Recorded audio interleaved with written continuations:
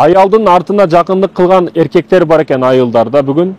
Ошону өзүнө халал кылып алып, адал кылып алып, аял эми унчук албайт, аял байкуш кыйкыра албайт, аял байкуш тийгенден кийин болду таштай качыш керек деген маселе бар. Чыдай албайт, эч кимге дартын айта албайт. Баягы чыдап туруп берет эркек кишиге. Сен менин аялымсың деген система бар. Боктун ичинде не бар сага эркек? Боктун ичинде не бар сага ачыгын айткандачы? Жиркеничтүү эмеспи өзүңө дагы? Аллах Таала ар бир маселеде, жыргалчылык маселесинде дагы чектөөнү коюп койгон. Эгер чегарадан чыгышты баштасаң, сен чегарадан чыгып барып, баягы жабык тошуктарды, торсундарды бузуп сындырып, акыры өзүң сынасың. Боктун ичинде не бар сага? Жиркеничтүү эмеспи өзүңө дагы? Аялдын артына кошулуу арам. Шарият жактан арам. Адамгерчилик жактан дагы арам Эркек болбойсуңбу? Өзүңө кичине аялыңа врач кичине укол сайсың аркаңа, кичинеке ийне кирсин жан башыңа, эмне кантуу ооруйт?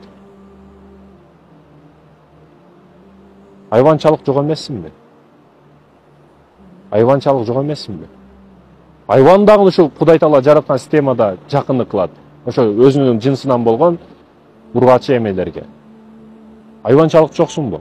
Анан эмизиш маселеси. Бул биринчиси ушу аялдардын артына жакындык кылгандар, булар андай ишти токтоткула. Айылдарда, шалларда кээ бирлер ушундай. Сен меникисиң болду, ушу каалаганым кылышым керек деген нерсе бар экен да. Ошол батыштын уятсыз фильмдерин көрүп алып, ошолор туурайм дегендер да булар негизи. Ал эми экинчиси эмизиш маселеси. Эмизгенде айылда күчтүү инсандар чыгат. Неге десеңиз, айылдык апалар жаштыгынан бисмилла деп дарат алып баласын эмизет эле.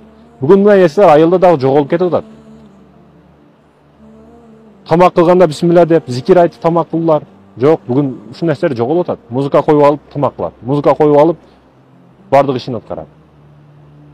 Балам күчтүү болсун, лидер болсун, тарыхта эч өзгөрүлүс пешаттарды басып өтүп кетсин десеңиз, анда балаңызга ушу ар бир кылып жаткан учурда тамак жасайсызбы, бисмилла деп ар бир ишиңизде.